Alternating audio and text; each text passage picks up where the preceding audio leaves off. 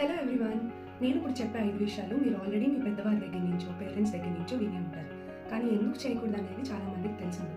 అందుకే 5 myths that are actually facts. Number 1, తినేటప్పుడు మాట్లాడకూడదు అని. తినేటప్పుడు మాట్లాడితే తిండితో పాటు ఎయిర్ని కూడా మింగేస్తాం. ఆ ఎయిర్ అంతా పొట్టలోకి వెళ్ళి గ్యాస్ కింద ఫామ్ అయ్యి బ్లోటింగ్ అని, తేనుపులని, ఫ్లాటస్ అని ఇబ్బంది పెడుతుంది. నెంబర్ 2, నుంచుని ఆర్ నడుస్తూ తినకూడదు. నుంచుని ఆర్ నడుస్తూ తింటే మన బాడీ మన బ్రెయిన్కి స్ట్రెస్ సిగ్నల్ పంపించి ఫైట్ ఆర్ ఫ్లైట్ రెస్పాన్స్ని యాక్టివేట్ చేసి మన డైజెషన్కి కావాల్సిన ఎనర్జీని తగ్గించి డైజెషన్ని స్లో చేస్తుంది. నెంబర్ 3, తినగానే పడుకోకూడదు. తినగానే పడుకుంటే మన పొట్టలో నుంచి ఫుడ్ పార్టికల్స్ అండ్ యాసిడ్స్ అన్నీ కూడా ఈసోఫేగస్లోకి రిఫ్లెక్స్ అయ్యి ఈసోఫేజియల్ లైనింగ్ని ఇరిటేట్ చేసి ఇన్ఫ్లమేట్ చేసే అవకాశం ఉంటుంది. ఇలానే కొనసాగితే జీఈఆర్డీ వచ్చే అవకాశం కూడా ఉంటుంది. నెంబర్ 4, కూర్చుని కాళ్ళు ఊపకూడదు. ఇంటికి దరిద్రం అంటారు. ఇంటికి కాదు, ఒంటికి దరిద్రం.